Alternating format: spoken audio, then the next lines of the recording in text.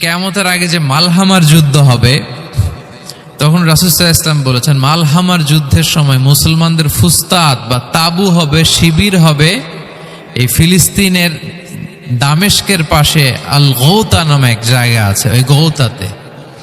এবং ঈসা আলাইহিস সালাম এসে যে দাজ্জালকে হত্যা করবেন সেটা ওই শামে, ফিলিস্তিনের বাবুল লুদ এখনো একটা জায়গা আছে, ওই জায়গাটার নাম এখনো বাবুল লুদ, ওখানে তিনি দাজ্জালকে হত্যা করবেন। এবং সেখানে একটা সাদা মিনারা আছে, ফেরেশতার পাখায় ভর করে ঈসা আলাইহিস সালাম তখন সেখানে নেমে আসবেন, ওই ফিলিস্তিনের ওই শাম দেশের ওই মিনারার পাশে তিনি এসে পৃথিবীতে তিনি নজুল করবেন, নজুল ঈসা আলাইহিস সালাম। তো তিন এবং জাইতুনের কসম করে বেসিকলি আল্লাহ তাআলা ঈসা আলাইহিস সালামের জন্মস্থানের কসম করেছেন। কারণ তিন এবং জাইতুন, ডুমুর এবং জলপাই, অলিভ কোন দেশে বেশি হয়? শাম দেশে। আওয়াজ করে বলেন কোন দেশে? বর্তমান ফিলিস্তিন এবং সিরিয়া, এবং ওই ভূখণ্ডে আল্লাহ নবী ঈসা আলাইহিস সালামের জন্মস্থান। তাহলে এই দুই ফলের কসম করে বেসিকলি আল্লাহ তাআলা ঈসা আলাইহিস সালামের জন্মস্থানের কসম করেছেন। ওনার প্রতি নাজিল হওয়া যে তাওরাত ইনজিল গ্রন্থ, এই রেভেলেশনের কসম করেছেন। আচ্ছা, এরপরে ওয়াতুরি সিনিন, সিনাই পর্বতের কসম। সিনাই পর্বত বা তুর পাহাড় হচ্ছে মিশরে অবস্থিত, আর মিশর হচ্ছে মুসা আলাইহিস সালামের জন্মস্থান। কার জন্মস্থান? মুসা আলাইহিস সালামের জন্মস্থান। তাহলে ওয়াতুরি সিনিন, তুর পাহাড়ের কসম বুঝিয়ে আল্লাহ তাআলা মূলত মুসা আলাইহিস সালামের জন্মস্থানের কসম করেছেন, যেখানে তাওরাত নাজিল হয়েছে। এরপরে ওয়াহাদাল বালাদিল আমিন, এ নিরাপদ শহর বলে আল্লাহ তাআলা মক্কা শহরকে বুঝিয়েছেন। আর মক্কা কার জন্মস্থান বলেন তো?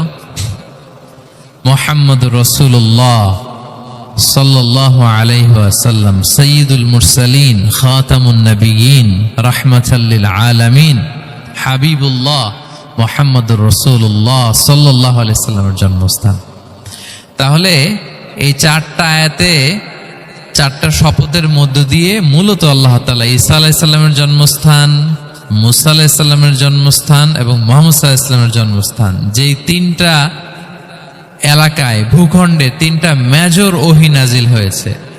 এক তো ঈসা আলাইহিস সালামের কাছে নাজিল হয়েছে ইনজিল কিতাব, আর একটা হচ্ছে তাওরাত। তাওরাত এমন কিতাব যে কিতাব দিয়ে হাজার হাজার নবীরা ফয়সালা করেছেন। বনী ইসরাইলের অনেক নবীর উপর কোনো কিতাব নাজিল হয়নি, তার মানে তারা রসুল ছিলেন না, তারা নবী। তারা সবকিছু তাওরাত দিয়েই ফয়সালা করতেন। আর রাসূল সাল্লাল্লাহু আলাইহি ওয়াসাল্লামের উপর কোরআন নাজিল হয়েছে। তার মানে প্রথম চারটি শপথ দিয়ে বেসিকলি ইনজিলের শপথ, তাওরাতের শপথ এবং কোরআনের শপথ। বুঝতে পেরেছেন সবাই? শুরুতেই সূরাতুত তিনের কয়েকটা আয়াত তেলাওয়াত করেছি। এটা কালামুল্লাহ মাজিদের 95 নম্বর সূরা। এই সূরাটা মক্কাতুল মুকাররমাতে নাজিল হয়েছে। এই সূরার আয়াত সংখ্যা 8টা।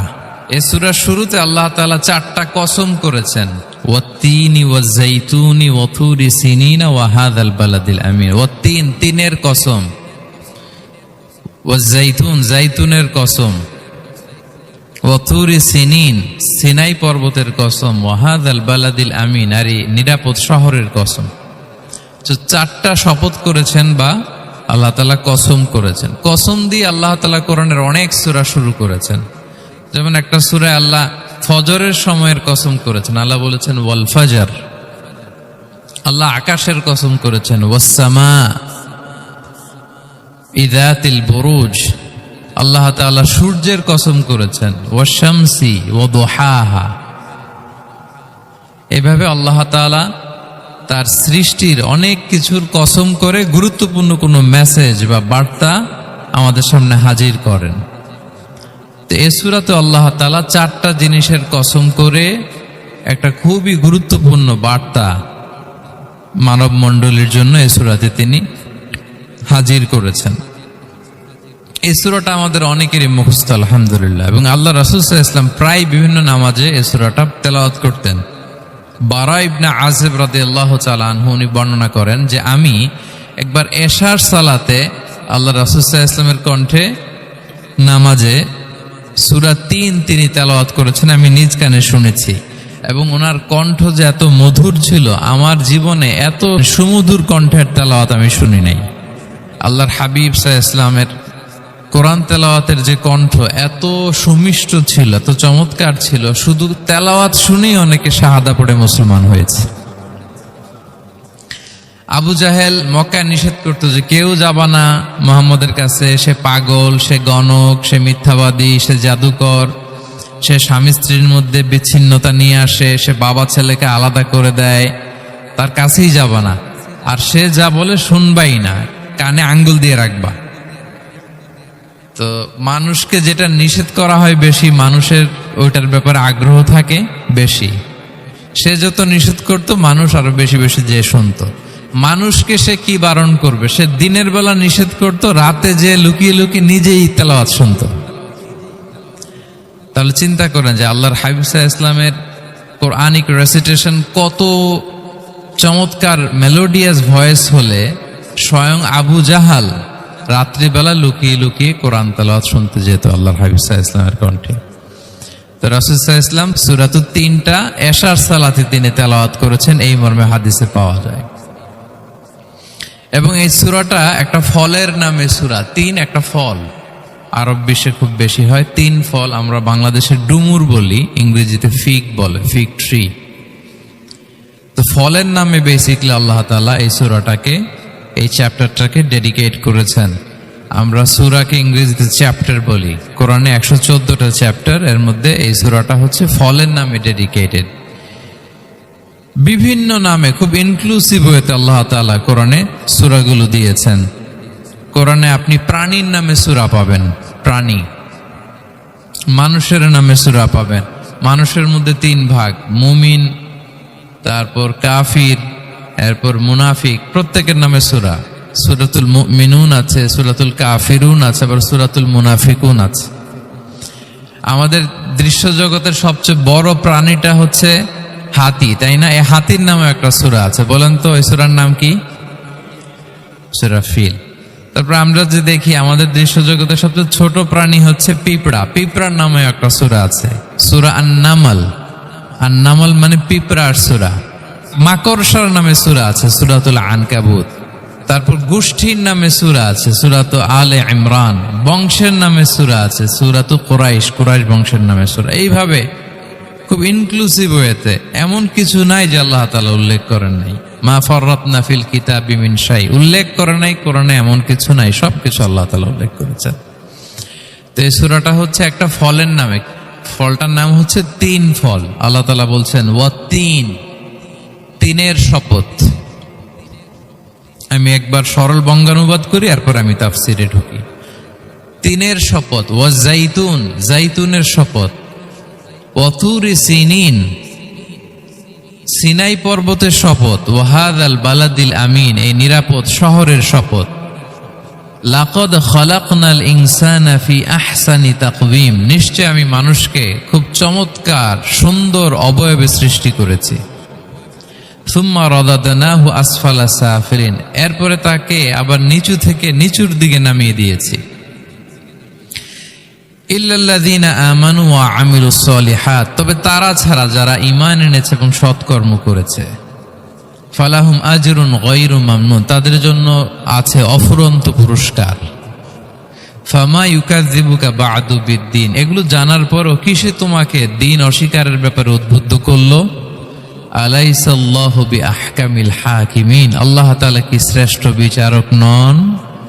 সাদাকাল্লাহুল আযীম। এই হচ্ছে এই সূরাটির সরল অনুবাদ। এবার আমরা তাফসিরে ঢুকি। প্রথমে আল্লাহ তাআলা বলেছেন ওয়াত-তিন, ৩-এর শপথ। ৩ মানে তো আমরা জানলাম, ৩ মানে ডুমুর। আল্লাহর হাবিব সাল্লাল্লাহু আলাইহি ওয়াসাল্লাম তিনি 3 ফল পছন্দ করতেন, এবং এটা ডায়াবেটিক্সের জন্য ভালো, ডায়াবেটিক্স নিয়ন্ত্রণ করে। আমাদের বোনদের যাদের ইররেগুলার মেনস্ট্রুয়েশনাল পিরিয়ড হয়, এটার জন্য এটা খুব ভালো, এবং খুব স্ট্রেংথ, স্টেমিনা আনে শরীরে। এটা জান্নাতের একটা গাছ।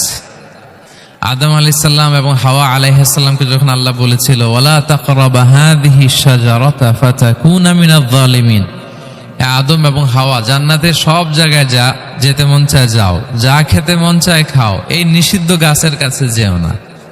তাহলে তোমরা জালিম হয়ে যাবে। শয়তান এসে উল্টা বুঝালো, সে বলল তোমাদের খেতে নিষেধ করছে কেন জানো? আল্লাহ চায় না যে তোমরা জান্নাতে থাকো, আল্লাহ চায় এখান থেকে তোমাদের বের করে দিবে, কিন্তু তোমরা যদি এই গাছের ফল খাও আল্লাহ আর বের করতে পারবে না। দেখছেন শয়তানের অবস্থা? শয়তান কিন্তু নেগেটিভিটি নিয়ে সামনে আসে না, আসে খুব আপনার ওয়েল উইশার হিসেবে, উপদেশ নিয়ে, খুব ভালো একটা পজিটিভ ওয়েতে আসে।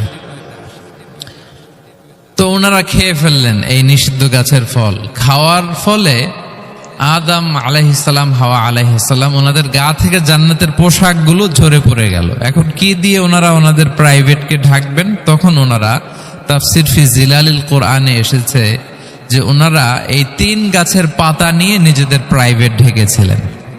সুবহানাল্লাহ। সেই 3 ফলের কসম আল্লাহ করলেন, ও 3-3-এর শপথ। এরপর আল্লাহ তাআলা বললেন ও জাইতুন, জাইতুনের শপথ। জাইতুন মানে হচ্ছে জলপাই। তো আল্লাহ তাআলা বললেন ও জাইতুন, জাইতুনের শপথ। জাইতুন মানে হচ্ছে জলপাই, ইংরেজিতে আমরা যেটাকে অলিভস বলি। তো আল্লাহ 3-এর কসম করলেন এবং অলিভের কসম করলেন। দুইটাই খুব উপকারী ফল। এবং আল্লাহর হাবিব সাল্লাল্লাহু আলাইহি ওয়াসাল্লাম তিনি জলপাইও খুব পছন্দ করতেন। ওনার রেগুলার ফুড আইটেমের মধ্যে জলপাই ছিল, অলিভস ছিল। এটা পাহাড়ি এরিয়া, মরুভূমিতে হয়। এবং রাসূল সাল্লাল্লাহু আলাইহি ওয়াসাল্লাম বলেছেন কুলু যাইত ওয়াদাহিনু ফাইন্নাহু মিন শাজারাতিন মুবারাকা, তোমরা অলিভ অয়েল এটা খেও এবং এটা গায়ে মালিশ করো, কেননা এটা বরকতময় একটা গাছের ফল, শাজারা মুবারাকা। এটা শরীরের ব্যাড কোলেস্টেরলকে কমিয়ে দেয়। দাড়িতে অ্যাপ্লাই করলে, চুলে অ্যাপ্লাই করলে সহজে পাকে না দাড়ি চুল, এবং স্কিনে অ্যাপ্লাই করলেও স্কিনের জন্য ভালো, স্কিনের জন্য বেশ ভালো। এটা যাদের সুযোগ হয় আপনারা দাড়িতে চুলে অ্যাপ্লাই করবেন, খাবেন। এটা খাওয়াও যায়।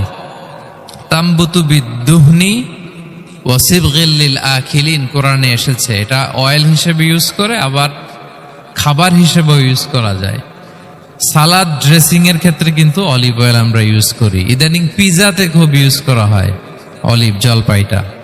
তো এটা আপনারা খেতে পারেন, এটা খুবই সুস্বাদু। এবং জলপাই গাছের মানে জাইতুন গাছের ডালের মেসওয়াক খুব ভালো হয়। আল্লাহর হাবিব সাল্লাল্লাহু আলাইহি ওয়াসাল্লাম জাইতুনের ডাল দিয়ে মেসওয়াক করতেন। তিনি বলতেন নি'মাস সিওয়াকিয়া জাইতুন, সবচেয়ে শ্রেষ্ঠ মেসওয়াক হচ্ছে জাইতুনের। মিনাশ শাজারাতিল মুবারাকা, কারণ এটা বরকতময় গাছের ডালা। এবং ফাইন্নাহু সিওয়াকি ওয়া সিওয়াকুল আম্বিয়া মিন ক্বাবলি, এই জাইতুনের ডাল দিয়ে আমিও যেমনি মেসওয়াক করি, আমার আগে যত নবী পৃথিবীতে এসেছে সবাই জাইতুনের ডাল দিয়ে মেসওয়াক করত। আল্লাহ বলেন ওয়াতিনি ওয়াজ জাইতুন, 3-এর শপথ আর জাইতুনের শপথ। এরপর আল্লাহ তাআলা বললেন ওয়াতুরি সিনিন, সিনাই পর্বতের শপথ।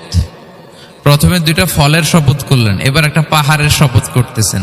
আপনারা কি তুর পাহাড়ের নাম শুনেছেন? হ্যাঁ শুনেছেন।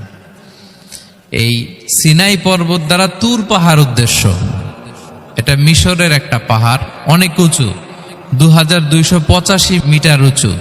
ওইটার নিচে আছে মুকাদ্দাসে তুয়া, যেখানে মুসা আলাইহিস সালামকে আল্লাহ তাআলা জুতা খুলতে বলেছিলেন, ফাখলা না আলাইকা ইন্নাকা বিল ওয়াদিল মুকাদ্দাসি তুয়া, হে মুসা তুমি পবিত্র উপত্যকায় এসেছো, জুতা খুলো। তো ওখানে সব ধর্মের লোকেরা যায়, সব ধর্মের লোকদের জন্য তীর্থস্থান। মুসলিম, জুইশ, খ্রিস্টিয়ান সবাই যায়। এটা সিনাই একটা এলাকা আছে মিশরের, north south Sinai, north Sinai, এটা সাউথ সিনাইতে অবস্থিত। তো নিচে একটা খ্রিস্টানদের প্রাচীন গির্জা আছে, সেন্ট ক্যাথরিনা গির্জা। সেখান থেকে চলতে চলতে আপনাকে উপরে যেতে হবে, ফজরের পরে আবার চলে আসতে হবে, তা না হলে দুপুরবেলায় 10টা-11টার দিকে এমন সূর্যের প্রখর তাপ ওই পাথরের মধ্যে লাগে, ওখানে আর থাকা যায় না। একেবারে তুর পাহাড়ের উপরে সেখানে খ্রিস্টানদের জন্য ছোট্ট একটা সিনাগোগ আছে, তারা প্রার্থনা করে। খ্রিস্টানদের একটা চার্চ আছে, মুসলিমদের জন্য ছোট্ট একটা মুসল্লা আছে, সুরাওয়ের মতো। আল্লাহ ওই সিনাই উপত্যকার কসম করেছেন, ওয়াতুরি সিনিন, সিনাই উপত্যকার কসম। এখানেই আল্লাহ তাআলা মুসা আলাইহিস সালামকে তাওরাত দিয়েছিলেন। মেজর একটা আসমানি কিতাব দিয়েছিলেন এবং সরাসরি মুসা আলাইহিস সালাম এই পাহাড়ের চূড়ায় বসে আল্লাহ তাআলার সাথে কথা বলতেন। ওয়া কাল্লামাল্লাহু মুসা তাকলিমা, উনি সরাসরি কথা বলতেন, এটা ওনার একটা স্পেশাল বৈশিষ্ট্য ছিল, ক্যারেক্টারিস্টিক্স। এবং আল্লাহ তাআলা নূরের তাজাল্লি দিয়ে এই পাহাড়কে একবার জ্বালিয়ে দিয়েছিলেন। আজও এই পাহাড়ের রংটা অনেকটা একটু লালচে, একটু কালোচে, একটু রেডিশ কালারের। এবং মুসা আলাইহিস সালাম ওই নূরের তাজাল্লির ঝলকে তিনি বেহুশ হয়ে গিয়েছিলেন এই পাহাড়ের উপরে। ইয়াজুজ মাজুজ যখন কিয়ামতের আগে আগমন করবে তখন মুসলমানদের সেন্টার হবে। ঈসা আলাইহিস সালাম মুসলমানদেরকে নিয়ে ওইখানে অবস্থান করবেন, এই তুর পাহাড়ের ওখানে। এবং আল্লাহর হাবিব সাল্লাল্লাহু আলাইহি ওয়াসাল্লামের মেরাজের রাতে ইসরার সময় একটা স্টেশন ছিল এই তুর পাহাড়। জিবরাইল আলাইহিস সালাম এই তুর পাহাড়ে আল্লাহর হাবিব সাল্লাল্লাহু আলাইহি ওয়াসাল্লামকে নামিয়ে বলেছিলেন যে এটা জাবাল মুসা, আপনার ভাই মুসার পাহাড়, আপনি এখানে 2 রাকাত নামাজ পড়েন, দোয়া করেন। আল্লাহর হাবিব সাল্লাল্লাহু আলাইহি ওয়াসাল্লাম এই তুর পাহাড়ে 2 রাকাত সালাত আদায় করেছিলেন এবং দোয়া করেছিলেন। আল্লাহ এই তুর পাহাড়ের কসম কাটলেন, ওয়াতুরি সিনিন, সিনাই পর্বতের কসম, যেখানে তাওরাত কিতাব নাজিল হয়েছিল। এরপর আল্লাহ তাআলা বললেন ওয়াহাদাল বালাদিল আমিন, আর এই নিরাপদ শহরের শপথ। এই শহর দ্বারা মক্কা শহর উদ্দেশ্য, কারণ রাসূল সাল্লাল্লাহু আলাইহি ওয়াসাল্লাম তখন মক্কায় ছিলেন, মক্কা নগরী। এই শহরের পূর্ব নাম ছিল বাক্কা। মক্কা নগরীকে বলা হয় উম্মুল কুরা, সব শহরের মা, সব শহরের সেন্টার, পৃথিবীর নাভিস্থল। এবং আল্লাহ তাআলা বলেছেন মান দাখালাহু কানা আমিনা, এখানে যে প্রবেশ করবে সে নিরাপদ। হেরেমের মধ্যে কিন্তু কাউকে আক্রমণ করা যায় না, কোনো খুনিও যদি ঢুকে যায় অ্যাটাক করা যাবে না। তো জাহেলি যুগে এমনটা ঘটতো, কারো সাথে কারো শত্রুতা হলে, ধরেন যে একজন তার বাবাকে হত্যা করেছে, তো সে তাকে পেয়েছে, ওই লোক বাঁচার জন্য দৌড়াতে দৌড়াতে হেরেমের ভিতরে ঢুকে যেত, কারণ সে জানে যে হেরেমে ঢুকলে সে আমাকে মারবে না। তো পরে সে যখন হেরেম থেকে বেরোতো আবার তার সাথে যুদ্ধ শুরু হতো। এবং এই শহরের এত মর্যাদার কারণ হচ্ছে সাইয়েদনা ইব্রাহিম আলাইহিস সালাম তিনি আল্লাহর কাছে দোয়া করেছিলেন যে রব্বি জাআল হাদা বালাদান আমিনা, হে আল্লাহ আপনি এই শহরকে নিরাপদ করেন, ওয়ারযুক আহলাহু মিনাস সামারাত, আর এই শহরের অধিবাসীদেরকে আপনি ফলমূল দিয়ে রিজিকের ব্যবস্থা করেন। এখনো দেখবেন যে সারা পৃথিবীতে যেই ফল নাই মক্কাতে ওই ফল আছে, সারা পৃথিবী থেকে ফল ওখানে যায়। এবং মক্কার নেইবরিং সিটি তায়েফ, সেখানে অনেক ফল উৎপাদিত হয়, এখানে আসে। নিরাপদ শহর বালাদান আমিনা। এবং আল্লাহর হাবিব সাল্লাল্লাহু আলাইহি ওয়াসাল্লাম বলেছেন যে এই মক্কা শহর আমার সবচাইতে প্রিয় শহর। বাধ্য হয়ে তিনি যখন হিজরত করলেন মদিনায়, সেদিন বারবার তিনি মক্কার দিকে পেছনে ফিরে ফিরে তাকান আর কেঁদে কেঁদে তিনি বলতেছিলেন যে মাক্কাতু আহাব্বুল বিলাদ ইলাইয়া, মক্কা আমার কাছে সবচেয়ে প্রিয় নগরী। লাউলা উখরিজতু লামা খারাজতু, আমাকে যদি জোর করে বের করে দেয়া না হতো আমি কোনোদিন মক্কা ছেড়ে অন্য কোথাও যেতাম না। আল্লাহর হাবিব সাল্লাল্লাহু আলাইহি ওয়াসাল্লামের সবচেয়ে প্রিয় শহর ছিল মক্কা, এবং এটা আল্লাহর হাবিব সাল্লাল্লাহু আলাইহি ওয়াসাল্লামের জন্মস্থান, মাকান মাউলিদির রাসূল, রাসূল সাল্লাল্লাহু আলাইহি ওয়াসাল্লামের বিলাদাত হয়েছে এই শহরে। এবং এই শহরকে আল্লাহ বলেছেন মাসাবাতান লিন্নাসি ওয়া আমনা, মানুষের মিলনস্থল, কেন্দ্রস্থল, সারা পৃথিবী থেকে মানুষ ওখানে যায়। আপনি যে রমাদানে যদি মক্কায় যান, আল্লাহু আকবার, লক্ষ লক্ষ উমরা পালনকারী সেখানে, ইউরোপ থেকে, আফ্রিকা থেকে, অস্ট্রেলিয়া থেকে, এশিয়া থেকে, সারা পৃথিবীর মানুষের মিলনস্থল। ওখানে গেলে আপনি দেখবেন মাসাবাতান লিন্নাসি ওয়া আমনা, নিরাপদ জায়গা এবং মানুষের মিলনস্থল। এটা এখানে এমন মসজিদ আল্লাহ রেখেছেন কাবা ঘরের চারদিকে, এটাকে বলা হয় মসজিদুল হারাম, যে মসজিদে 1 রাকাত সালাত পড়লে 1 লক্ষ রাকাতের সওয়াব হয়। আল্লাহর ঘরকে কেন্দ্র করে তাওয়াফের নির্দেশ দেওয়া হয়েছে, ওয়ালিয়াতাওয়াফু বিল বাইতিল আতিক, পৃথিবীর কোনো ঘরকে তাওয়াফ করা যায় না, কোনো ঘরকে, এই একটা মাত্র ঘর যেটাকে এর চারদিকে এরকম তাওয়াফ করা যায়। তাহলে এই পবিত্র ঘর, পবিত্র মসজিদ যেই শহরে অবস্থিত, সেই শহরের কসম আল্লাহ করেছেন। আল্লাহ বললেন ওয়াহাদাল বালাদিল আমিন, এই নিরাপদ শহরের কসম, মানে মক্কা শহরের কসম। আমরা আপাত দৃষ্টিতে আমাদের কাছে মনে হচ্ছে দুইটা ফলের কসম, একটা পাহাড়ের কসম, একটা নগরীর কসম। আসলে বেসিকলি আল্লাহ তাআলা এই চারটা শপথ দিয়ে 3 নবীর জন্মস্থান, 3 নবীর নবুয়তের কসম করেছেন।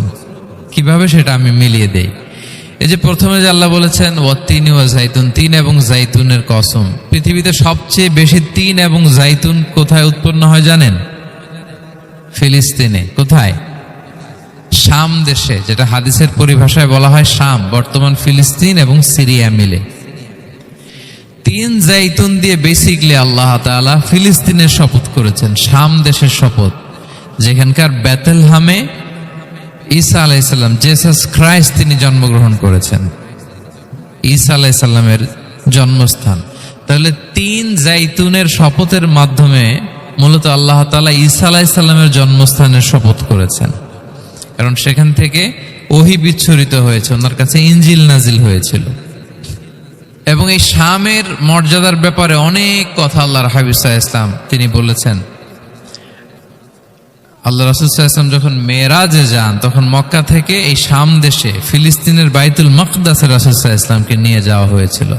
এবং রাসূল সাল্লাল্লাহু আলাইহি ওয়াসাল্লাম প্রায় বলতেন তুবা আলি শাম, শামের জন্য বরকত, কেননা ফেরেশতারা তাদের রহমতের পাখা শাম দেশের উপর বিছিয়ে রেখেছে। এবং তিনি বলতেন ফিতনার সময় আলাইকুম বিশাম, তোমরা শামে যেও, শামে থেকো। এবং তিনি দোয়া করেছেন আল্লাহুম্মা বারিক লানা ফি শামিনা, আল্লাহ তুমি আমার শামে, শাম অঞ্চল আল্লাহ তুমি বরকত দিও। এবং হাদিসে এসেছে এই শামই হচ্ছে আরদুল মাহশার, এখানেই হাসর হবে। শাম অঞ্চলকে বিস্তীর্ণ করে এখানেই ময়দানুল মাহশার আল্লাহ তাআলা কায়েম করবেন, হাসরের ময়দান এখানেই হবে। এবং সেখানেই হচ্ছে সানিউল কিবলাতাইন, আমাদের আগের কেবলা কিন্তু বাইতুল মাকদাসের দিকে ছিল, যেটা শামে অবস্থিত, ফিলিস্তিনে বাইতুল মুকাদ্দাস। যেই মসজিদে নামাজ পড়লে 1 রাকাতে 500 রাকাতের সওয়াব। 3টা মসজিদে সালাত পড়লে স্পেশাল ভার্চুর কথা আছে, এর বাইরে আর অন্য মসজিদের বিশেষ কোনো ফজিলত নাই, বাকি সব মসজিদ সমান। এক হচ্ছে মসজিদুল হারাম, 1 রাকাতে 1 লক্ষ রাকাত। 2 নম্বর মসজিদে নববী, 1 রাকাতে 1000 রাকাতের সওয়াব। আর একটা দুর্বল বর্ণনায় 50,000 রাকাতের সওয়াব। 3 নম্বরে এই মসজিদুল আকসা, 1 রাকাতে 500 রাকাতের সওয়াব। এই 3 মসজিদে যেন আমরা যে সালাত আদায় করতে পারি, আল্লাহ তুমি তৌফিক দান করো। 2 মসজিদে তো একেবারেই সহজ যাওয়া, মক্কা মদিনাতে। বাইতুল মাকদাসের জন্য আমরা যেতে পারি, আল্লাহ তুমি সেই পরিস্থিতি আমাদের জন্য তৈরি করে দাও। তো এই বাইতুল মাকদাসের দিকে রাসূল সাল্লাল্লাহু আলাইহি ওয়াসাল্লাম টানা 14 বছর নামাজ পড়েছেন। 14 বছর। প্রথম 13 বছর কোনো সমস্যা হয়নি মক্কায়, কারণ তখন কেবলা বাইতুল মুকাদ্দাস থাকলেও রাসূল সাল্লাল্লাহু আলাইহি ওয়াসাল্লাম সামনে রাখতেন কাবাকে। কেবলা বাইতুল মুকাদ্দাস, কিন্তু তিনি তো মক্কায় ছিলেন নবুয়তের প্রথম 13 বছর, সামনে কাবাকে রাখতেন, তারপরে টু দ্য ডাইরেকশন অফ বাইতুল মাকদাস। কিন্তু যখন মদিনায় গেলেন তখন তো আর কাবা নাই, তখন রাসূল সাল্লাল্লাহু আলাইহি ওয়াসাল্লাম কাবাকে মিস করতে আরম্ভ করলেন। আর প্রায় আল্লাহর কাছে কামনা করতেন আমার বংশের গোড়া ইব্রাহিম আলাইহিস সালামের রুট, যেখানে আমার জন্মস্থান, সেই কাবার দিকে যদি আবার কিবলাটা ফিরিয়ে দেয়া হতো। কদ নারা তাকাল্লুবা ওয়াজহিকা ফিস সামা ফালানুওয়াল্লিয়ান্নাকা কিবলাতান তারদাহা। আল্লাহ আয়াত নাযিল করলেন, নবী আপনি আকাশের দিকে তাকিয়ে কি ভাবেন আমি বুঝি, আপনি চান কিবলা যেন আমি মক্কার দিকে ঘুরিয়ে দেই। আল্লাহ তাআলা ঘুরিয়ে দিলেন। আল্লাহ বলেন ফাওয়াল্লি ওয়াজহাকা শাতরাল মসজিদিল হারাম, এখন থেকে মসজিদুল হারামের দিকে আপনি টু দ্য ডাইরেকশন অফ কিবলা নামাজ পড়বেন। কিবলা চেঞ্জ হয়ে গেল। তো মদিনায় যে 16-17 মাস, আর মক্কায় 13 বছর, মোট 14 বছর আল্লাহর হাবিব সাল্লাল্লাহু আলাইহি ওয়াসাল্লাম এই মসজিদুল আকসার দিকেই হয়েই তিনি নামাজ পড়েছেন। এটা আমাদের আগের কিবলা ছিল। এবং শেষে কিয়ামতের আগে যে মালহামার যুদ্ধ হবে, তখন রাসূল সাল্লাল্লাহু আলাইহি ওয়াসাল্লাম বলেছেন মালহামার যুদ্ধের সময় মুসলমানদের ফুস্তাদ বা তাবু হবে, শিবির হবে এই ফিলিস্তিনের দামেস্কের পাশে আল গৌতা নামে এক জায়গা আছে, ওই গৌতাতে। এবং ঈসা আলাইহিস সালাম এসে যে দাজ্জালকে হত্যা করবেন, সেটা ওই শামে। ফিলিস্তিনের বাবুল লুদ এখনো একটা জায়গা আছে, ওই জায়গাটার নাম এখনো বাবুল লুদ, ওখানে তিনি দাজ্জালকে হত্যা করবেন। এবং সেখানে একটা সাদা মিনারা আছে, ফেরেশতার পাখায় ভর করে ঈসা আলাইহিস সালাম তখন সেখানে নেমে আসবেন। ওই ফিলিস্তিনের ওই শাম দেশের ওই মিনারার পাশে তিনি এসে পৃথিবীতে তিনি নজুল করবেন, নজুল ঈসা আলাইহিস সালাম। তো তিন এবং জাইতুনের কসম করে বেসিকলি আল্লাহ তাআলা ঈসা আলাইহিস সালামের জন্মস্থানের কসম করেছেন। কারণ তিন এবং জাইতুন, ডুমুর এবং জলপাই, অলিভ কোন দেশে বেশি হয়? শাম দেশে।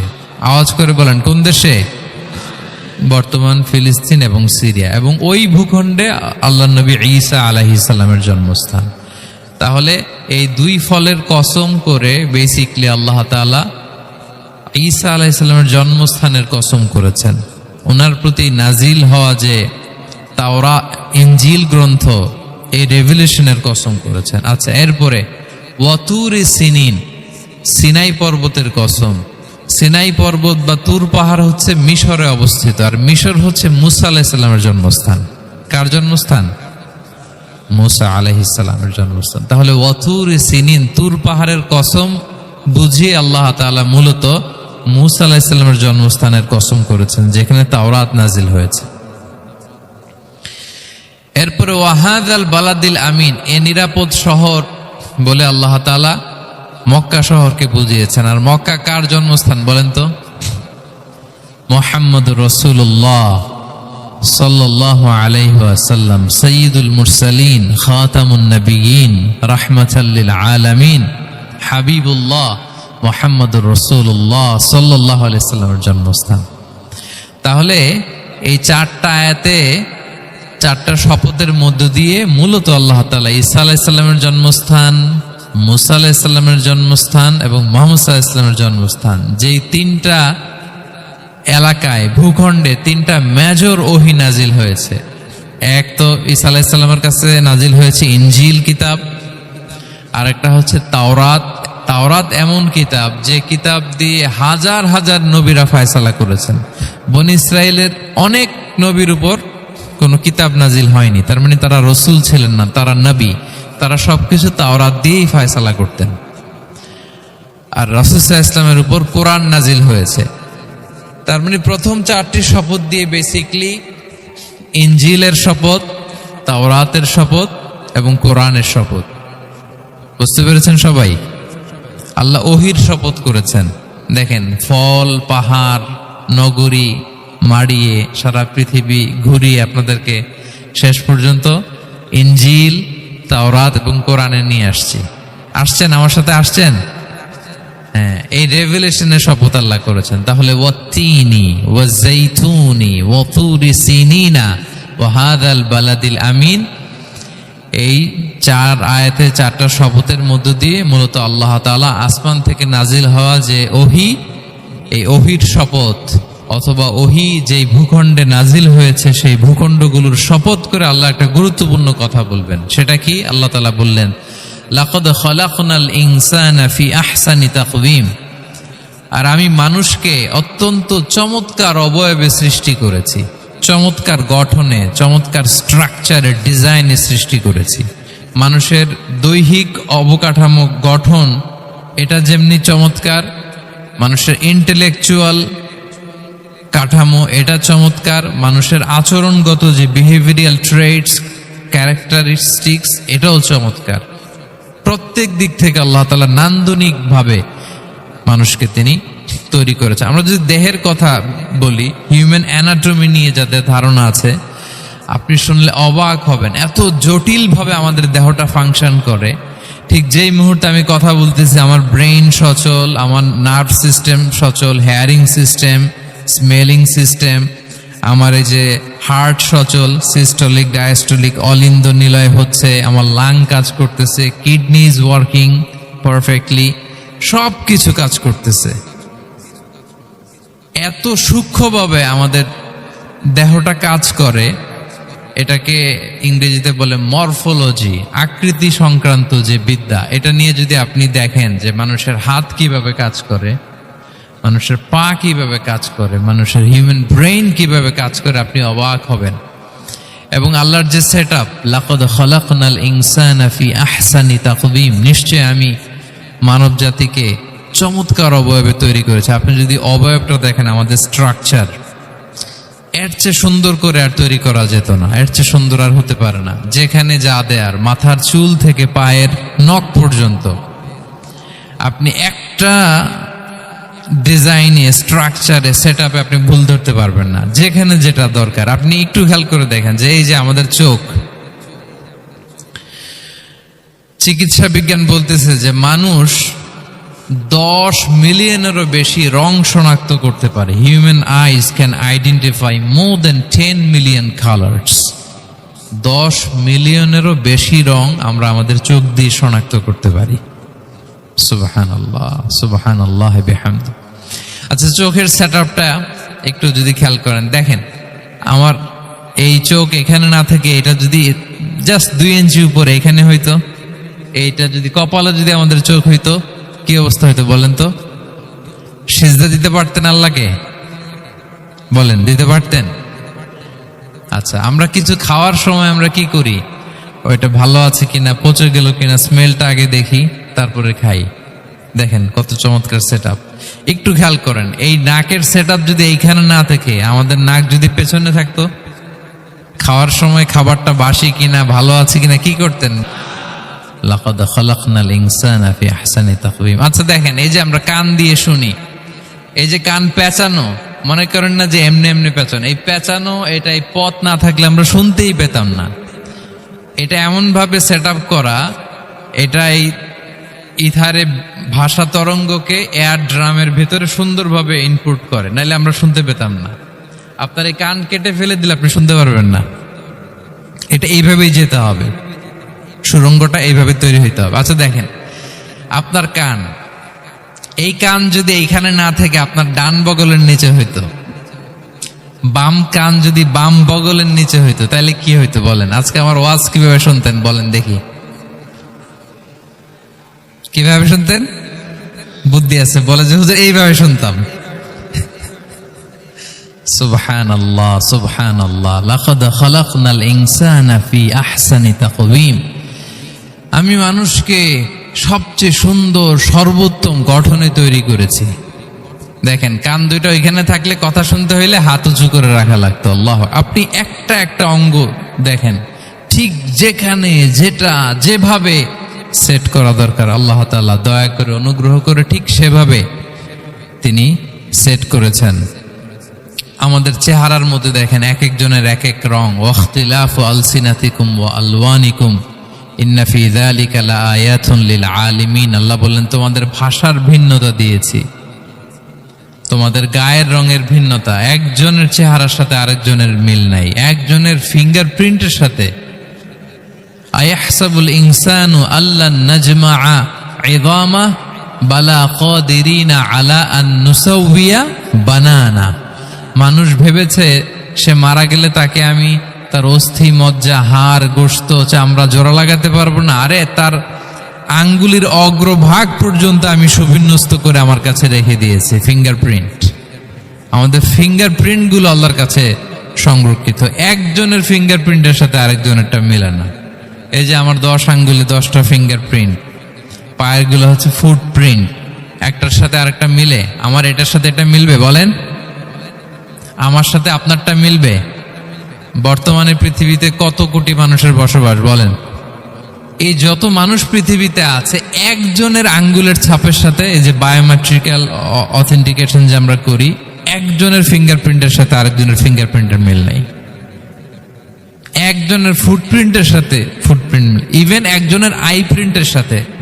আমাকে একজন ওনার হসপিটালে নিয়ে গেল ঢাকায়, তো উনি ওনার দরজা খুলতেছে আই প্রিন্ট দিয়ে, মানে উনি না গেলে খুলে না।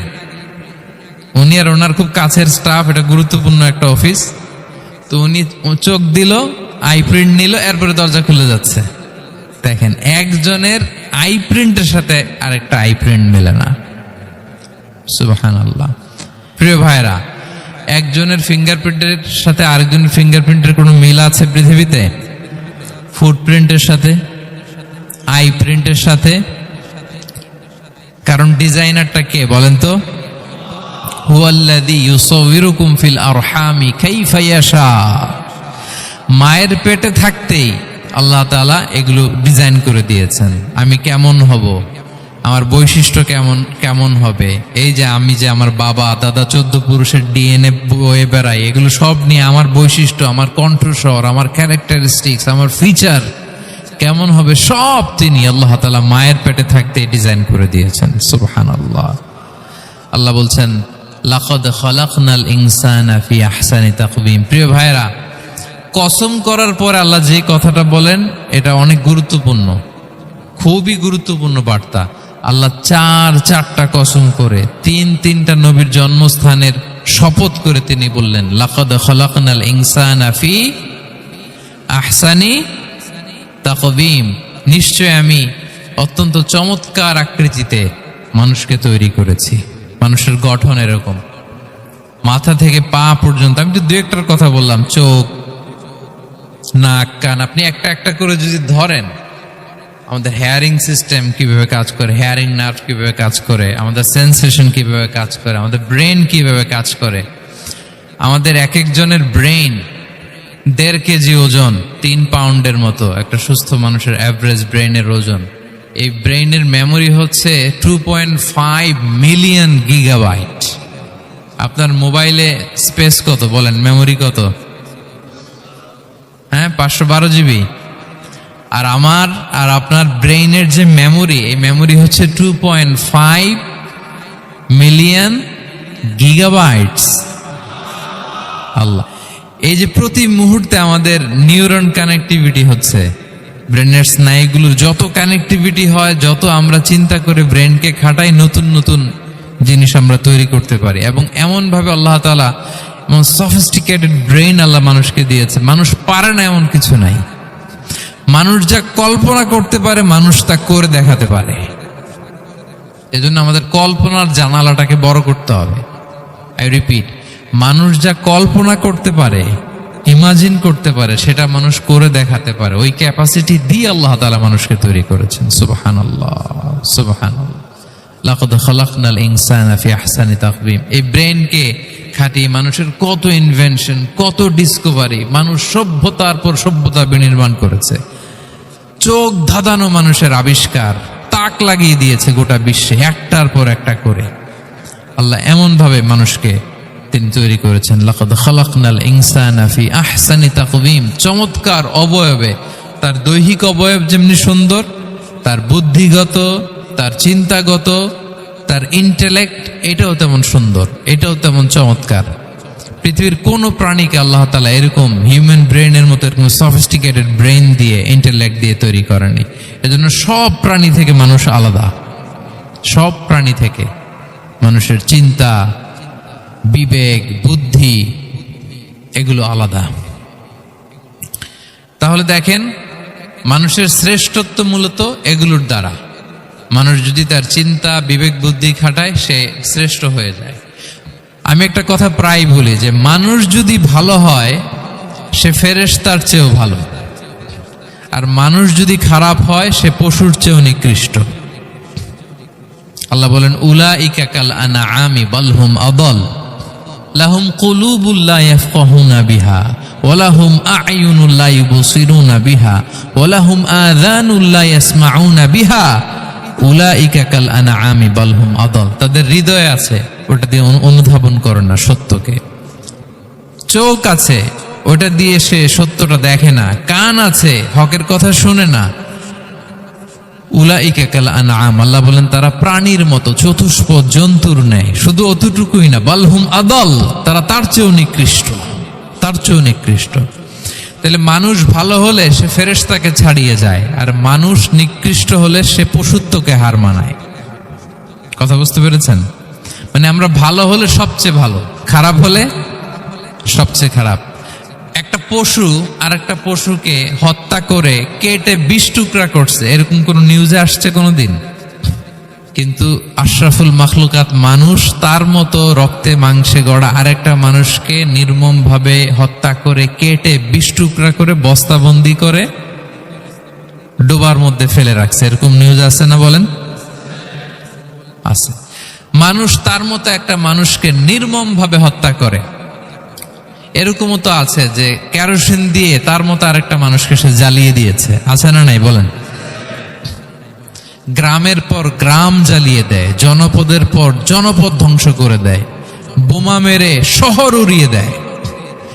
লিটল বয় মেরেছিল আমেরিকান সোলজাররা জাপানের হিরোশিমা শহরের উপর। আমি হিরোশিমা তো গত বছর ভিজিট করে আসলাম, আমি নিজে দেখে এসেছি যে এখানে বোমটা মেরেছে। মুহূর্তের মধ্যে পুরো শহর ভ্যানিশ, এমন রেডিয়েশন। তো যেই আমেরিকান পাইলট বোমা মারতেছে সেও মানুষ, সেও কি? আর যাদেরকে ধ্বংসের জন্য এই লিটল বয় মারলো হিরোশিমাতে আর ফ্যাটম্যান মারলো নাগাসাকিতে, এরাও কি? তাহলে দেখেন, মানুষ তার মতো আরেকটা মানুষকে এরকম মেরে টুকরো টুকরো কুচি কুচি করতে সে দ্বিধাবোধ করে না। আল্লাহ, মানুষ গণহত্যা চালায়, জেনোসাইড। এই যে আমাদের বাংলাদেশে তো কিছুদিন আগে হলো গণহত্যা, হেলিকপ্টার থেকে গুলি করে বাচ্চা মেরে ফেলতেছে। কার বাচ্চা, কার কলিজা টুকরা সন্তান, ডোন্ট কেয়ার। জনগণের টাকায়, ট্যাক্সের টাকায় কেনা বুলেট, হেলিকপ্টার দিয়ে জনগণকে, ছাত্রদেরকে হত্যা করা হয়েছে। দেখেন, সেও মানুষ।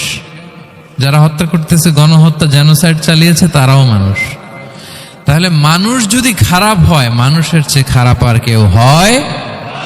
আর মানুষ ভালো হলে মানুষের চেয়ে ভালো কেউ হতে পারে?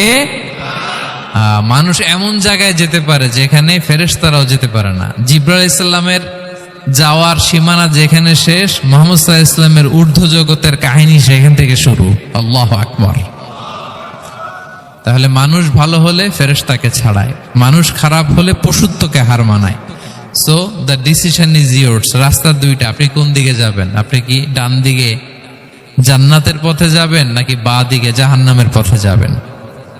সিদ্ধান্ত আপনার। আল্লাহ তাআলা বললেন, লাকাদ খালাকনাল ইনসানা ফি আহসানি তাকওয়িম। আমি মানুষকে চমৎকার আকৃতিতে তৈরি করেছি। হাতের মেকানিজম কি, পায়ের মেকানিজম কি, আমার চেয়ে আপনারাও ভালো জানেন। এগুলো ঘন্টার পর ঘন্টা আপনি বলতে পারবেন যে কেমন ভাবে আল্লাহ তাআলা তৈরি করেছেন। আল্লাহ বলেন, মানুষকে আমি অত্যন্ত চমৎকার আকৃতি দিয়ে তৈরি করেছি। তার সৃষ্টিগত কাঠামো, তার বুদ্ধিবৃত্তিক কাঠামো, তার চিন্তাগত কাঠামো, তার আচরণগত কাঠামো, তার নৈতিকতায় তাকে এমন উচ্চ মর্যাদার আসন আমি দিয়েছি, এটা যদি সে অ্যাচিভ করে, বিলং করে, তাহলে তার চেয়ে শ্রেষ্ঠ কেউ আর হতে পারে। কিন্তু আল্লাহর দেয়া এই ক্যাপাসিটিগুলো, এই নেয়ামাগুলো যদি সে অ্যাকসেপ্ট না করে, সে যদি পশুত্বের পথে হাঁটে, সে যদি শয়তানের দেখানো পথে হাঁটে, তাহলে সে এত নিচে যাবে, অন্য কেউ আর এত নিচে যেতে পারে না। মানুষ যত নিচে যেতে পারে, ফেরেশতারাও অত নিচে যেতে পারবে না, জিন জাতিও পারবে না, কোনো প্রাণীর পক্ষে যাওয়া সম্ভব না। তাহলে মানুষকে আল্লাহ তাআলা এমন সফিস্টিকেটেড ওয়েতে তৈরি করেছেন, চাইলে সে সবার উপরে যেতে পারে। আবার চাইলে আল্লাহর দেয়া নেয়ামতগুলোকে যদি সে ভিন্ন খাতে প্রবাহিত করে, সে সবচেয়ে নিকৃষ্ট হতে পারে। সেটাই আল্লাহ বললেন, সুম্মা রাদাদনাহু আসফালা সাফিলিন। এরপরে তাকে আমি হীন থেকে হীনতর করেছি, নিচ থেকে আরো নিচে নিয়েছি। সে যখন ঈমান আনে না, সে যখন সৎকর্ম করে না, সে যখন আল্লাহর শেখানো, আল্লাহর দেখানো রাস্তায় সে চলে না, সে যখন তার নফসের কথা শুনে, সে যখন তার প্রবৃত্তির গোলাম সাজে, সে সবচেয়ে নিকৃষ্ট হয়। আসফালা সাফিলিন মানে একেবারে নিচে, এর নিচে আর নাই। আল্লাহ বলেছেন, ইন্নাল মুনাফিকিনা ফিদ দারকিল আসফালি মিনান নার। সেখানে আল্লাহ আসফাল বলেছেন। মুনাফিকরা জাহান্নামের একেবারে তলদেশে থাকবে। তাই মানুষ যদি ঈমান আর সৎকর্মের বলে বলিয়ান না হয়, সে এত খারাপ হয়, কেউ এত নিচে যেতে পারে না। বলেন, মানুষ যত নিচে যেতে পারে, জিন তত নিচে যেতে পারবে? ফেরেশতারা পারবে না। আর মানুষ যত উপরে যেতে পারে, ফেরেশতারা এত উপরে যেতে পারবে না। দুইটারই সুযোগ আপনার আছে। সুম্মা রাদাদনাহু আসফালা সাফিলিনের দুইটা ব্যাখ্যা। কোন মুফাসসির বলেছেন, যৌবনের পর, যৌবনে থাকে শক্তিশালী, বার্ধক্যের সময় যখন সে নুয়ে যায়, ছোট হয়, সে একেবারে দুর্বল হয়ে যায়, সেটা বোঝানো হয়েছে। আর অন্যান্য মুফাসসিরিন একরাম বলেছেন, না, আল্লাহর দেওয়া এই নেমা ক্যাপাসিটি যখন সে সঠিক পথে কাজে লাগায় না, সে যখন প্রবৃত্তির অনুসরণ করে, সে তখন এত খারাপ হয়, এত নিচ থেকে নিচুতর হয়, এত হীন থেকে হীনতর হয়, তার চেয়ে হীনতর আর কেউ তখন হতে পারে না। সেখান থেকে বাঁচার দুটি রাস্তা আল্লাহ বলেছে। আল্লাহ বলছেন ইল্লাল্লাযীনা আমানু ওয়া আমিলুস সলিহাত, তবে যারা ঈমান আনে এবং সৎকর্ম করে তারা ছাড়া। তারা ওই নিচু থেকে নিচুতর নয়, তারা শ্রেষ্ঠতর। ঈমান এবং সৎকর্ম, ঈমান এবং আমলে সালেহাত। কোরআনের অনেক জায়গায় আপনি এই আয়াতটা পাবেন, ইন্নাল্লাযীনা আমানু ওয়া আমিলুস সলিহাতি কানাত লাহুম জান্নাতুল ফিরদাউসি নুজুলা। নিশ্চয়ই যারা ঈমান এনেছে, সৎকর্ম করেছে, তাদের জন্য আমি জান্নাতে ফিরদাউস রেখে দিয়েছি। তা আল্লাহ বলেন তারা নিকৃষ্ট হবে না যারা ঈমান এনেছে, সৎকর্ম করেছে। যারা কি এনেছে? ঈমান। আর কি করেছে? সৎকর্ম করেছে। ইল্লাল্লাযীনা আমানু, যারা ঈমান এনেছে, সৎকর্ম করেছে, ফালাহুম আজরুন গায়রু মামনুন, তাদের জন্য রয়েছে অফুরন্ত পুরস্কার, মানে জান্নাত। তাদের জন্য কি? ওই জান্নাতে যেতে আমরা চাই কি চাই না বলেন? রাস্তা কয়টা? এটা চলে গেছে ডান দিকে, এটার গন্তব্য হচ্ছে ডেস্টিনেশন জান্নাতুল ফেরদাউস।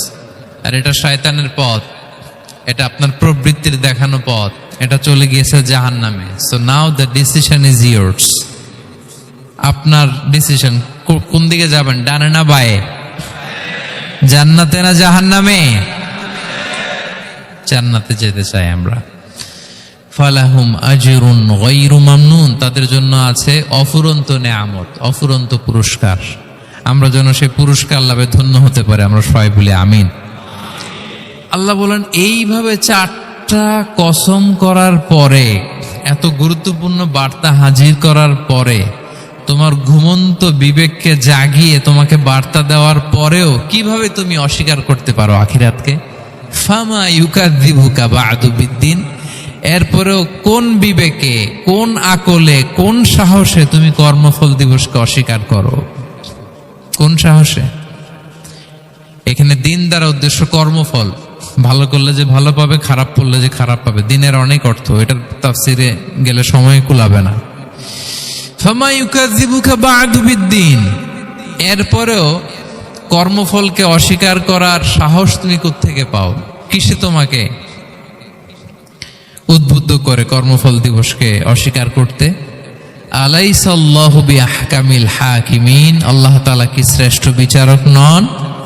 সূরা আবু দাউদে আল্লাহর হাবিব সাল্লাল্লাহু আলাইহি ওয়াসাল্লাম বলেন, কেউ যদি সূরাতুত তিন তেলাওয়াত করে, করতে করতে যদি শেষ আয়াতে চলে আসে, আর সে যখন পড়ে আলাইসাল্লাহু বিআহকামিল হাকিমিন, আল্লাহ তাআলা কি শ্রেষ্ঠতম বিচারকদের মধ্যে সর্বশ্রেষ্ঠ বিচারক জাজ নন? তখন সে যেন উত্তর দেয়, এটা তো আল্লাহর প্রশ্ন। আলাইসাল্লাহু বিআহকামিল হাকিমিন, আল্লাহ আমাদেরকে প্রশ্ন ছুড়ে দিয়েছেন যে আল্লাহ তাআলা কি শ্রেষ্ঠ বিচারক নন? তখন যে তেলাওয়াত করে সে যেন বলে বালা বালা ওয়া আনা আলা যালিকা মিনাশ শাহিদিন। বালা মানে অবশ্যই, হ্যাঁ আল্লাহ অবশ্যই আপনি শ্রেষ্ঠ বিচারক, আর আপনি যে শ্রেষ্ঠতম বিচারক এই সাক্ষী আমি দিচ্ছি, এই ঘোষণা আমি দিচ্ছি। পড়েন সুবহানাল্লাহ। আপনি দেখবেন মসজিদুল হারামে, হারামুল মাক্কিতে যখন তেলাওয়াত করে ইমাম সাহেবরা, এই আয়াতের পরেই যদি রুকুতে যায়, দেখবেন ফিস ফিস করে বলে যে বালা বালা ওয়া আনা আলা যালিকা মিনাশ শাহিদিন। আমি নিজে শুনেছি, দেখবেন ওনার এটা পরে, কারণ আল্লাহ এখানে প্রশ্ন ছুড়ে দিয়েছেন, আর উত্তর হিসেবে বলতে হবে বালা ওয়া আনা আলা যালিকা মিনাশ শাহিদিন। আল্লাহ অবশ্যই আপনি শ্রেষ্ঠ বিচারক। আল্লাহর চাইতে শ্রেষ্ঠ বিচারক আর হতে পারে? আমরা কত লাকি যে আল্লাহর আহকামুল হাকিমিন হিসেবে বিচারক পেয়েছি। আমাদের বিচার যদি অন্য কেউ করতেন, নিজেরা যদি নিজেদের, আল্লাহ যদি বলতো তোরটা বিচার তুই কর আর তোরটা তুই কর, কি অবস্থা হইতে বলেন? যার সাথে যার শত্রুতা আছে ওইখানে দেখাই দিত। কিন্তু আমরা বিচারক হিসেবে পেয়েছি কাকে? আল্লাহ কি পার্সিয়ালিটি করবে বিচারে? স্বজন প্রীতি করবে? কারো উপর জুলুম করবে? কাউকে ঠকাবে? আল্লাহ বলেন ওয়ামা আনা বিযাল্লামিল লিল আবিদ, আমি কখনো আমার বান্দার উপর জুলুম করি না। নাদাউল মাওয়াজিনাল কিসতা লিয়াউমিল কিয়ামা, কিয়ামতের দিন আমি মিজান নামে এমন এক ন্যায় বিচারের মানদণ্ড স্থাপন করব, ফালা তুযলামু নাফসুন শাইআ, এক বিন্দু পরিমাণ কেউ মাজলুম হবে না, এক বিন্দু পরিমাণ কেউ মাজলুম হবে না। এজন্য দুনিয়াতে যদি বিচার না পান, আল্লাহর দরবার বিচারটা দিয়ে রাখেন, সেদিন বিচার হবে। আহকামুল হাকিমিন আপনারা ঠকাবে না। দুনিয়াতে বিচার পান নাই, মাজলুম হয়েছেন, মানুষ ভুল বুঝছে, কেউ আপনার ঠিক মতো বুঝে নাই, আপনার কথাটা কাকে বলবেন? বিপদে পড়লে ক্রাইসিস মোমেন্টে কাকে শেয়ার দিবেন? না ফেসবুকে শেয়ার দিবেন? আমরা তো ফেসবুকে শেয়ার দিয়ে দিই এখন। ফেসবুকে শেয়ার দেওয়ার আগে, বন্ধুকে শেয়ার দেওয়ার আগে, স্ত্রীর কাছে শেয়ার করার আগে আমার সমস্যার কথা আগে শেয়ার করব কাকে? কারণ আলাইসাল্লাহু বি আহকামিল হাকিমিন, আল্লাহ বলছেন আমি কি শ্রেষ্ঠ বিচারক নই? বালা বালা ইয়া রব ওয়া আনা আলা যালিকা মিনাশ শাহিদিন, অবশ্যই আল্লাহ আপনি শ্রেষ্ঠ বিচারক। ক্লিয়ার হয়েছে না সবার কাছে? শপথ কয়টা ছিল? 4টা। মূলত নবুয়তের শপথ, তাই না? নবুয়ত আমাদের জন্য সবচাইতে বড় নেয়ামত। কারণ নবীরা যদি আমাদেরকে এই তথ্যগুলো না দিতেন, আমরা জান্নাত জাহান্নাম চিনতাম? ভাইরা বলেন তো, আখেরাত চিনতাম? এই যে আখেরাত হবে, পুলসিরাত হবে, day of judgement, day of accountability, আল্লাহর সুপ্রিম কোর্টের কাঠ গড়ায় পাই টু পাই হিসাব দিতে হবে, নবীরা না এসে বললে আমরা এত বুঝতাম না। নবীরা জান্নাত জাহান্নাম চিনিয়েছে, আল্লাহর বিশদ পরিচয় আমাদের সামনে তুলে ধরেছে, আখিরাতের পরিচয়, লাইফ আফটার ডেথ কিরকম হবে সবকিছু আমাদের কাছে তুলে ধরেছে। সো নবুয়ত আল্লাহ তাআলার পক্ষ থেকে অনেক বড় নেয়ামত। 2 নম্বর নেয়ামত হচ্ছে আল্লাহ তাআলা আমাদেরকে যে ক্যাপাসিটি দিয়েছে, বুদ্ধিমত্তা, ইন্টেলেক্ট, বিচার বিশ্লেষণ, যেটা দিয়ে আমরা অন্যান্য সব প্রাণী থেকে আলাদা, এটা আল্লাহর বড় নেয়ামত। এই নেয়ামতের শুকরিয়া যেন আমরা করি। এবং আমি যেটা বলেছি, মানুষ যেটা কল্পনা করতে পারে সেটা সে করেও দেখাতে পারে। সো আল্লাহ তাআলা যাকে যেই কোয়ালিটি দিয়েছে, ক্যাপাসিটি দিয়েছে, আমরা যেন এই নেয়ামতের শুকরিয়া করি। নেয়ামতের শুকরিয়া করলে এই নেয়ামত দেওয়ার ধারাবাহিকতা এটা বাড়িয়ে দেয় কে? লা ইন শাকারতুম লা আযীদান্নাকুম ওয়া লা ইন কাফারতুম ইন্না আযাবি লাশাদীদ। শুকরিয়া করলে নেয়ামত আরো বাড়িয়ে দেব। তাহলে প্রথম নেয়ামত ছিল নবুয়ত, প্রফেটহুড, প্রফেসি, এটা অনেক বড় নেয়ামত। এই রেভেলেশন এসে আমাদেরকে এনলাইটেন করেছে। তা না হলে আমাদের গডকে, গডের ফিচার কি, আখেরাত কি, জান্নাত কি, জাহান্নাম কি, the concept of punishment, concept of আখেরা, কিছুই আমরা ভালোভাবে বুঝতাম না। এটার শপথ আল্লাহ করেছেন। আল্লাহ আমাদেরকে নেয়ামত দিয়েছেন, ক্যাপাসিটি দিয়েছেন, সক্ষমতা দিয়েছেন, সবচাইতে সফিস্টিকেটেড ব্রেন দিয়ে তৈরি করেছেন। এটা একটা বড় নেয়ামত। এবং রাস্তা দেখিয়ে দিয়েছেন, হয় ডানে নয় বায়ে। এবং তিনি আশ্বাস দিয়েছেন যে তোমাদেরকে সঠিক ফায়সালার মাধ্যমে বিচার করা হবে সেদিন। তাই আমাদের বিপদে আপদে সব সময় আমরা যেন ফরিয়াদ করি এক মহান সত্তার কাছে। বলুন তো আওয়াজ করে, তিনি কে? আল্লাহর কাছে যেন আমরা ফরিয়াদ করি। আল্লাহ তাআলা আমাদের সবাইকে কথাগুলো বুঝে আর আমল করার তৌফিক দান করুক। হাযা মা ইনদি ওয়াল ইলমু ইনদাল্লাহি আলাইহি তাওয়াক্কালতু ওয়া ইলাইহি উনীব। সুবহানাকাল্লাহুম্মা ওয়া বিহামদিকা আশহাদু আল্লা ইলাহা ইল্লা আনতা আস্তাগফিরুকা ওয়া আতুবু ইলাইক।